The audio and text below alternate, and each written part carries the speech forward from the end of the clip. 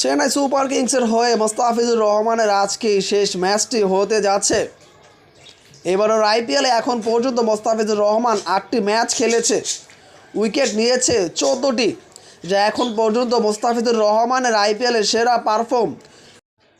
যদিও মোস্তাফিজুর রহমান এর আগেও 17টি উইকেট শিকার করেছে, তবে এত অল্প ম্যাচ খেলে মোস্তাফিজুর রহমান এবারই প্রথম 14টি উইকেট নিতে সক্ষম হয়েছে।